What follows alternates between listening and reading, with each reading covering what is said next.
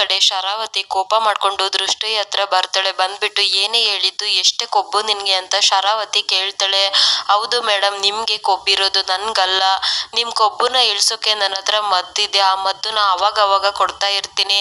ನೀವು ತುಂಬಾ ಬೇಗ ಹುಷಾರಾಗ್ತೀರಾ ಅಂತ ದೃಷ್ಟಿ ಹೇಳಿದ ತಕ್ಷಣ ಶರಾವತಿಗೆ ತುಂಬಾನೇ ಕೋಪ ಬರ್ತಾ ಇರುತ್ತೆ. ನೋಡು ದೃಷ್ಟಿ, ನಾನಿಲ್ಲಿ ನಿನ್ ಜೊತೆ ಮಾತಾಡೋಕೆ ಬಂದಿಲ್ಲ, ನಿನ್ಗೆ ಸಹಾಯ ಮಾಡ್ಬೇಕು ಅಂತ ಬಂದಿದ್ದೀನಿ ಅಂತ ಹೇಳ್ತಾಳೆ. ಅವಾಗ ದೃಷ್ಟಿಗಂತೂ ಫುಲ್ ಶಾಕ್ ಆಗ್ಬಿಡುತ್ತೆ. ಅವಾಗ ನಿನ್ ಗಂಡ ಈ ರೀತಿ ಕಾಣೆ ಆಗ್ತಾನೆ ಅಲ್ವಾ, ಎಲ್ಲೋಗಿರ್ತಾನೆ ಅಂತ ಗೊತ್ತಾ, ಅವನ ಪ್ರೀತಿನ ಹುಡ್ಕೊಂಡು ಹೋಗಿರ್ತಾನೆ ಅಂತ ಶರಾವತಿ ಹೇಳ್ತಾಳೆ. ಅವಾಗ ದೃಷ್ಟಿಗಂತೂ ತುಂಬಾನೇ ಭಯ ಆಗ್ತಾ ಇರುತ್ತೆ.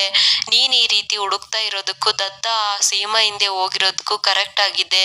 ನೀನು ಹುಡುಕುವಾಗೆಲ್ಲ ದತ್ತ ಸೀಮನ ಮೀಟ್ ಆಗೋಕೆ ಹೋಗಿರ್ತಾನೆ ಅಂತ ಶರಾವತಿ ಬೇಕು ಅಂತಾನೆ ದೃಷ್ಟಿ ಹತ್ರ ಹೇಳ್ಬಿಟ್ಟು ಅಲ್ಲಿದ್ದ ಹೋಗ್ಬಿಡ್ತಾಳೆ. ಅದೇ ಟೈಮಿಗೆ ರಾಜು, ಬೊಬ್ಳು ಮತ್ತೆ ಅವ್ರ ತಂಗಿ ಎಲ್ಲರೂ ಕೂಡ ಸ್ಕೂಲ್ ಇದ್ದ ಬರ್ತಾರೆ. ಬಂದಿದ ತಕ್ಷಣ ಯಾಕೋ ರಾಜು ಕ್ರಿಕೆಟ್ ಆಡ್ಬೋದಿತ್ತು ತಾನೆ, ಯಾಕೋ ಇಷ್ಟೊಂದು ಅರ್ಜೆಂಟ್ ಮಾಡ್ದೆ ಅಂದಾಗ, ಅಯ್ಯೋ ಇಲ್ಲ ಕಣೋ, ನಾನು ಬೇಗ ಮನೆಗೆ ಹೋಗ್ಬೇಕು ಅಂತ ಹೇಳ್ತಾನೆ. ಯಾಕೋ ರಾಜು ಈ ರೀತಿ ಅರ್ಜೆಂಟ್ ಮಾಡ್ತಾ ಇದೀಯ ಅಂತ ಬಬ್ಲು ಕೇಳ್ದಾಗ, ಹೌದು ಕಣೋ, ಇವಾಗ ನಮ್ಮ ಮನೇಲಿ ಒಬ್ಬ ಅಕ್ಕ ಇದ್ದಾಳೆ ತಾನೆ, ಅದೇ ನಿನ್ನೆ ಊಟಕ್ಕೆ ಕರ್ಕೊಂಡ್ ಬಂದಿದ್ದೆ ಅಲ್ವಾ, ಆ ಅಕ್ಕನ ಮೇಲೆ ಒಂದು ಕಣ್ಣಿಡ್ಬೇಕು ಕಣೋ. ಇತ್ತೀಚೆಗೆ ಯಾಕೋ ಆ ಅಕ್ಕ ಸರಿಯಾಗಿಲ್ಲ, ರಾತ್ರಿ ಎಲ್ಲ ಕಾಣೋದೇ ಇಲ್ಲ ಕಣೋ, ಬೆಳಗ್ಗೆ ಎದ್ದು ಬರ್ತಾಳೆ. ನನ್ಗೆ ಯಾಕೋ ಅವಳು ನಾಟಕ ಮಾಡ್ತಾ ಇದ್ದಾಳೆ ಅಂತ ಅನಿಸ್ತಾ ಇದೆ. ಅವಳು ಸುಮ್ನೆ ಮಾನಸಿಕವಾಗಿ ಸರಿ ಇಲ್ಲ ಅಂತ ನಮ್ಮನ್ನ ನಂಬ್ಸೋಕೆ ಟ್ರೈ ಮಾಡ್ತಾ ಇದ್ದಾಳೆ ಅಂತ ರಾಜು ಹೇಳ್ದಾಗ, ಹೌದು ಕಣೋ, ನನ್ಗೂ ಯಾಕೋ ಹಾಗೆ ಅನಿಸ್ತಾ ಇದೆ. ಅದೇನ್ ಗೊತ್ತಾ, ನಿಮ್ಮ ಅಕ್ಕನ ನಿನ್ನೆನೆ ಫಸ್ಟ್ ಟೈಮ್ ನೋಡಿಲ್ಲ ಕಣೋ, ಅದಕ್ಕಿಂತ ಮುಂಚೆ ನಾನು ನೋಡಿದೀನಿ ಅಂದಿದ ತಕ್ಷಣ ರಾಜುಗೂ ಕೂಡ ಫುಲ್ ಶಾಕ್ ಆಗುತ್ತೆ. ಏನೋ ಹೇಳ್ತಾ ಇದೆಯಾ ಬಬ್ಲು ಅಂದಾಗ, ಹೌದು ಕಣೋ, ನಿಜವಾಗ್ಲೂ ಕೂಡ ನಾನ್ ನಿಮ್ಮ ಅಕ್ಕನ ನೋಡಿದೀನಿ ಅಂತ ಹೇಳ್ತಾನೆ. ಅದೇ ಟೈಮ್ಗೆ ಈ ಕಡೆ ದೃಷ್ಟಿ ಕೂಡ ದತ್ತನ ಹುಡುಕೊಂಡು ರೋಡಲ್ಲೇ ನಿಂತಿರ್ತಾಳೆ. ಅಯ್ಯೋ ಎಲ್ಲೋದ್ರು ಇವ್ರು, ಯಾರಿಗೂ ಕೂಡ ಹೇಳಿಲ್ಲ, ಇಷ್ಟು ಬೇಗ ಹೋಗುವಂತ ಕೆಲ್ಸ ಏನಿರುತ್ತೆ ಅಂತ ದೃಷ್ಟಿ ಯೋಚನೆ ಮಾಡ್ತಾ ಇರ್ಬೇಕಾದ್ರೆ, ಇಲ್ಲ ಶರಾವತಿ ಚಿಕ್ಕಮ್ಮ ಹೇಳಿರೋ ಹಾಗೆ ಅದು ಆಗಿರೋದಿಲ್ಲ. ಅವ್ರು ಗೊತ್ತು ತಾನೆ, ತನ್ನ ಕೆಲ್ಸಕ್ಕೋಸ್ಕರ ಯಾರನ್ನ ಬೇಕಿದ್ರು ಯಾಮರಿಸ್ತಾರೆ, ನನಗೂ ಕೂಡ ಅದೇ ರೀತಿ ಮಾಡ್ತಾ ಇದ್ದಾರೆ ಅಂತ ದೃಷ್ಟಿ ಅನ್ಕೊಂಡು ಓಡಾಡ್ತಾ ಇರ್ಬೇಕಾದ್ರೆ ಅಲ್ಲಿಗೆ ದತ್ತ ಕೂಡ ಬರ್ತಾನೆ. ದತ್ತನ ನೋಡ್ಬಿಟ್ಟು, ಅಯ್ಯೋ ನನ್ ದೊರೆ ಬಂದ್ರು ಅಂತ ಹೋಗ್ಬಿಟ್ಟು ದೃಷ್ಟಿ ದತ್ತನ ಹಗ್ ಮಾಡ್ಕೊಂಡ್ ಬಿಡ್ತಾಳೆ. ದತ್ತ ಇನ್ನೇನು ದೃಷ್ಟಿನೂ ಕೂಡ ಹಗ್ ಮಾಡ್ಕೋಬೇಕು, ಸಡನ್ ಆಗಿ ತುಂಬಾನೇ ಬೇಜಾರ್ ಮಾಡ್ಕೊಂಡು ಸುಮ್ನಾಗ್ಬಿಡ್ತಾನೆ. ಅಯ್ಯೋ ರೀ, ಎಲ್ಲೋಗಿದ್ರಿ ರೀ, ಇಷ್ಟು ಬೆಳಗ್ಗೆ ಹೋಗಿದ್ದೀರಾ, ಅದು ಬಜರಂಗಿ ಅಣ್ಣನೂ ಕರ್ಕೊಂಡು ಹೋಗಿಲ್ಲ, ಸೈಲೆಂಟ್ ಅಣ್ಣಗೂ ಕೂಡ ಹೇಳಿಲ್ಲ. ನನ್ಗಂತೂ ತುಂಬಾನೇ ಭಯ ಆಗ್ತಾ ಇತ್ತು. ಯಾರಿಗೂ ಕೂಡ ಹೇಳ್ದಿರೋ ಅಂತ ಕೆಲ್ಸ ಏನ್ರಿ ಇತ್ತು ಅಂದಾಗ, ಏನಿಲ್ಲ ಯಜಮಾನ್ತಿ, ಒಂದು ಕೆಲ್ಸನ ಕ್ಲಿಯರ್ ಮಾಡ್ಬೇಕಿತ್ತು, ಮುಗಿಸ್ಕೊಂಡು ಬರ್ತಾ ಇದ್ದೀನಿ ಅಂತ ದತ್ತ ಹೇಳ್ತಾನೆ. ಅಲ್ಲ ರೀ, ನನ್ಗೆ ನಿಜವಾಗ್ಲೂ ಗೊತ್ತಾ, ಬಾಡಿ ಗಾರ್ಡ್ಸ್ ಎಲ್ಲ ಇಲ್ಲೇ ಇದಾರೆ, ಯಾರನ್ನೂ ಕೂಡ ಜೊತೆ ಕರ್ಕೊಂಡು ಹೋಗಿಲ್ಲ ಅಂದ್ಮೇಲೆ ಅಂತ ಕೆಲ್ಸ ಏನಿತ್ತು ಅಂದಾಗ, ನೋಡು ಯಜಮಾನ್ತಿ, ನಾನು ಬಜರಂಗಿಗೂ ಹೇಳಿಲ್ಲ, ಹಾಗೆ ಬಾಡಿ ಗಾರ್ಡ್ಸ್ ಕೂಡ ಕರ್ಕೊಂಡು ಹೋಗಿಲ್ಲ ಅಂತ ನಿನ್ಗೆ ಜಾಸ್ತಿ ಭಯ ಆಗಿತ್ತು ತಾನೆ, ಆ ಥರದ್ದೇನೂ ಇಲ್ಲ. ನನ್ಗೊಂದು ಇಂಪಾರ್ಟೆಂಟ್ ಕೆಲ್ಸನ ಕ್ಲಿಯರ್ ಮಾಡ್ಬೇಕಿತ್ತು, ಅದನ್ನ ಮುಗಿಸ್ಕೊಂಡು ಬರ್ತಾ ಇದ್ದೀನಿ ಅಂತ ದತ್ತ ಹೇಳ್ಬಿಟ್ಟು ಹಾಗೆ ಒಳಗ್ ಬಂದು ದೇವ್ರ ಹತ್ರ ಕುತ್ಕೊಂಡು ಜಪ ಮಾಡ್ತಾ ಇರ್ತಾನೆ. ಅದೇ ಟೈಮ್ಗೆ ಶರಾವತಿ ಕೂಡ ದೃಷ್ಟಿ ಹತ್ರ ಬರ್ತಾಳೆ. ನಾನ್ ಹೇಳಿರ್ಲಿಲ್ವಾ ದೃಷ್ಟಿ, ದತ್ತ ಒಂದು ಕೆಲ್ಸನ ಕ್ಲಿಯರ್ ಮಾಡೋಕೆ ಹೋಗಿದ್ದೇನೆ, ಮೇ ಬಿ ಅದು ನಿನ್ನಿಂದ ದೂರ ಹೋಗುವಂತ ಕೆಲ್ಸನೂ ಕೂಡ ಆಗಿರ್ಬೋದು ಅಂತ ಹೇಳ್ತಾಳೆ. ಅವಾಗ ದೃಷ್ಟಿಗಂತೂ ತುಂಬಾನೇ ಭಯ ಪಟ್ಕೊಂಡು ಮತ್ತೆ ದತ್ತ ಹತ್ರ ಬರ್ತಾಳೆ.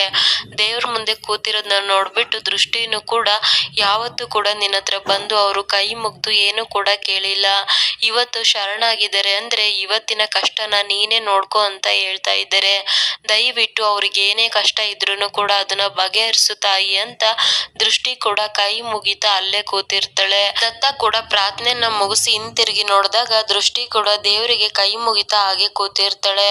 ಅದೇ ಟೈಮ್ಗೆ ಬಬ್ಲು ಕೂಡ, ಹೌದು ಕಣೋ ರಾಜು, ನಾನು ನಿಮ್ಮ ಅಕ್ಕನ ಈ ಹಿಂದೆ ನೋಡಿದೀನಿ ಅಂದಾಗ, ಏನು ಹೇಳ್ತಾ ಇದ್ಯಾ, ಕರೆಕ್ಟ್ ಆಗಿ ನೆನ್ಪ್ ಮಾಡ್ಕೊ ಅಂತ ರಾಜು ಹೇಳ್ತಾನೆ. ಹೌದು ರಾಜು, 4-5 ದಿನದ ಹಿಂದೆ ನಿಮ್ಮ ಅಕ್ಕ ರಾತ್ರಿ ನಮ್ಮ ಮನೆಗ್ ಬಂದಿದ್ರು, ದತ್ತ ಮುಂದೆ ನಿಂತಿದ್ರು ಅಂತ ಹೇಳ್ದಾಗ ರಾಜುಗೂ ಕೂಡ ಗೊತ್ತಾಗುತ್ತೆ. ಯಾಕೆಂದ್ರೆ ರಾಜು ಹೋಗುವಾಗ ದತ್ತಾತ್ರೇಯ ಅಂತ ಸೀಮಾ ಕರೆದಿದ್ದು, ಹಾಗೆ ಸೀಮನ್ನ ಹೊಡಿಯೋಕ್ ಬಂದಿರ್ತಾನೆ ಅಲ್ವಾ ದತ್ತ, ಅದನ್ನೆಲ್ಲದನ್ನು ಕೂಡ ಅಲ್ಲೇ ನಿಂತ್ಕೊಂಡು ನೋಡಿರ್ತಾನೆ. ಹಾಗಿದ್ರೆ ಅಕ್ಕ ಅವತ್ ರಾತ್ರಿ ಹೋಗಿದ್ದು ದತ್ತ ಬಾಯ್ ಹತ್ರನ? ಇಲ್ಲ, ಈ ಅಕ್ಕ ಏನೋ ಮಾಡ್ತಾ ಇದ್ದಾಳೆ, ನಿಜವಾಗ್ಲೂ ಕೂಡ ಇವಳು ನಮ್ಮೆಲ್ಲರನ್ನು ನಂಬಿಸ್ತಾ ಇದ್ದಾಳೆ, ನಾಟಕ ಮಾಡ್ತಾ ಇದ್ದಾಳೆ. ಇವಳು ಮಾಡ್ತಾ ಇರೋದು ನಾಟಕ ಅಲ್ಲ ಅಂದ್ಮೇಲೆ ಇವಳು ಏನೋ ಉದ್ದೇಶನ ಇಟ್ಕೊಂಡು ನಮ್ಮನೆಗೆ ಬಂದಿದ್ದಾಳೆ.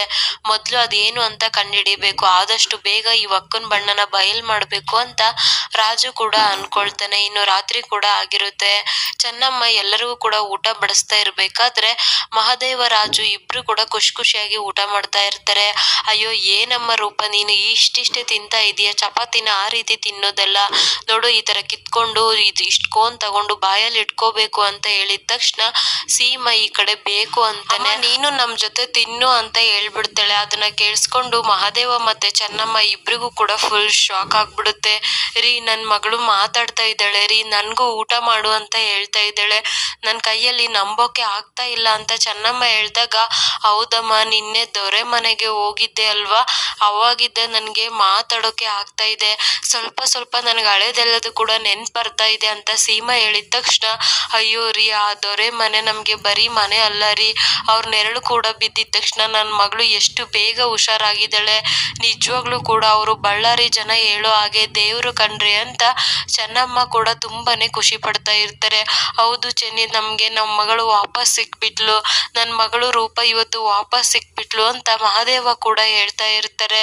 ನೋಡು ಚೆನ್ನಿ, ಇದೇ ಖುಷಿಯಲ್ಲಿ ಬೇಗ ಹೋಗಿ ದೇವರಿಗೆ ದೀಪ ಹಚ್ಚು ಅಂದಿದ ತಕ್ಷಣ ಚೆನ್ನಮ್ಮ ಕೂಡ ಹೋಗ್ತಾ ಇರ್ಬೇಕಾದ್ರೆ, ಸುಮ್ನೆ ಇರು ಚೆನ್ನಿ, ನಿನ್ಗಲ್ಲ ಹೇಳಿದ್ದು, ತಗೋ ರೂಪನ ಕರ್ಕೊಂಡೋಗಿ ಅವಳ ಹತ್ರನೇ ದೇವರಿಗೆ ದೀಪ ಹಚ್ಚಿಸು.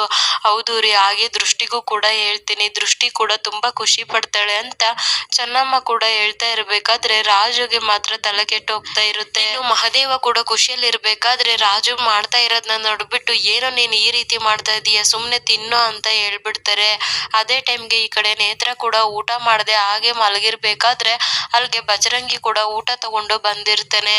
ಡೋರ್ನ ನಾಕ್ ಮಾಡಿದ ತಕ್ಷಣ, ಸರಳ ನನ್ಗೆ ಊಟ ಬೇಡ, ನನ್ಗೆ ಹಸುವಾದ್ರೆ ನಾನೇ ತಿಂತೀನಿ, ಇಲ್ಲಿದ್ದ ಹೋಗು ಅಂತ ನೇತ್ರ ಹೇಳ್ತಾಳೆ.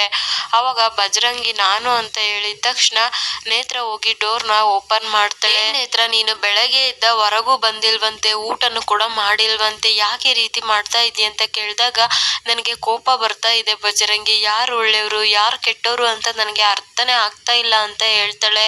ನೀನ್ ನೋಡಿದ್ರೆ ನಿಮ್ಮ ಅಕ್ಕ ಹೇಳೋದೇ ಸರಿ, ನಿಮ್ಮ ಅಕ್ಕನ ಮಾತು ಕೇಳು ಅಂತ ನನ್ ಮೇಲೆನೆ ಕೋಪ ಮಾಡ್ಕೊಂಡೆ ಅಂತ ಹೇಳಿದ ತಕ್ಷಣ, ನಾನು ಹೇಳೋದ್ರಲ್ಲಿ ಏನ್ ತಪ್ಪಿದೆ, ಅದೇ ನಿಜ ತಾನೆ ಅಂತ ಬಜರಂಗಿ ಹೇಳ್ತಾನೆ. ಹೌದಾ, ಹಾಗಿದ್ರೆ ನಂದಿ ಹೇಳಿದ್ದು ಸರಿ ಅಂದ್ಮೇಲೆ ನೀನ್ ಇಲ್ಲಿದ್ದ ಹೊರಟೋಗು ಅಂತ ಹೇಳ್ತಾಳೆ.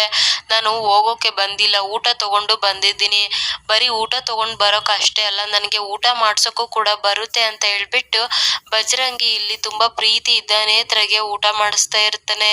ಅದೇ ಟೈಮ್ಗೆ ಈ ಕಡೆ ದತ್ತ ಕೂಡ ಬೇಜಾರಾಗಿ ಕೂತಿರ್ಬೇಕಾದ್ರೆ ಅಲ್ಲಿಗೆ ದೃಷ್ಟಿ ಕೂಡ ಬರ್ತಾಳೆ. ಬಂದಿದ ತಕ್ಷಣ ಏನಾಯ್ತು ರೀ ಅಂದಾಗ, ಏನಿಲ್ಲ ದೃಷ್ಟಿ, ಹಾಗೆ ಸುಮ್ನೆ ಅಂತ ಹೇಳ್ತಾನೆ. ಸರಿ ಬನ್ನಿ, ಮನೆಯವ್ರದ್ದೆಲ್ಲರದು ಊಟ ಆಯ್ತು, ನೀವು ಊಟ ಮಾಡಿ ಅಂದಾಗ, ಬೇಡ ದೃಷ್ಟಿ, ನಂಗೆ ಯಾಕೋ ತಲೆ ನೋಯ್ತಾ ಇದೆ, ಮಲಗ್ತೀನಿ ಅಂತ ಹೇಳ್ತೇನೆ.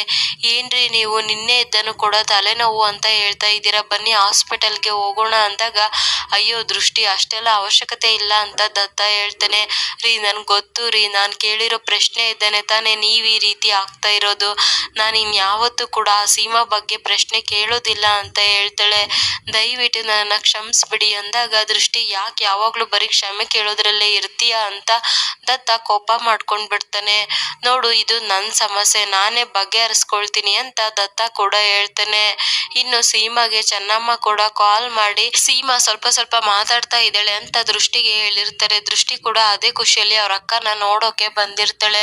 ಹೌದು ಕಣೆ ದೃಷ್ಟಿ, ನಿಮ್ಮ ಅಕ್ಕ ನೀರ್ ತರ ಮಾತಾಡದೆ ಇರ್ಬೋದು, ಆದ್ರೆ ಹನಿ ಹನಿ ತರ ಮಾತಾಡ್ತಾ ಇದ್ದಾಳೆ ಅಂತ ಹೇಳಿದಾಗ ದೃಷ್ಟಿ ತುಂಬಾ ಖುಷಿ ಇದ್ದ ಹಗ್ ಮಾಡ್ಕೊಳ್ತಾಳೆ. ನೋಡು ದೃಷ್ಟಿ, ಇವತ್ತು ನಿಮ್ಮ ಅಕ್ಕನ ನೋಡಿ ಖುಷಿ ಆಗ್ತಾ ಇರ್ಬೋದು, ಆದ್ರೆ ನಿನ್ ಗಂಡನ ಹಳೆ ಲವರ್ ನಾನೇ ಅಂತ ಗೊತ್ತಾದಾಗ ಈ ಖುಷಿ ಹೀಗೆ ಇರುತ್ತಾ ಅಂತ ಕೇಳ್ತಾಳೆ ಮನಸ್ಸಲ್ಲೇ. ಆದಷ್ಟು ಬೇಗ ದೃಷ್ಟಿಗೂ ಕೂಡ ರೂಪ ಮತ್ತೆ ಸೀಮಾ ಇಬ್ರು ಕೂಡ ಒಬ್ರೇ ಅನ್ನೋ ಸತ್ಯ ಗೊತ್ತಾಗ್ಬೇಕು. ಇದಿಷ್ಟು ಇವತ್ತಿನ ಸಂಚಿಕೆ. Thank you so much every one.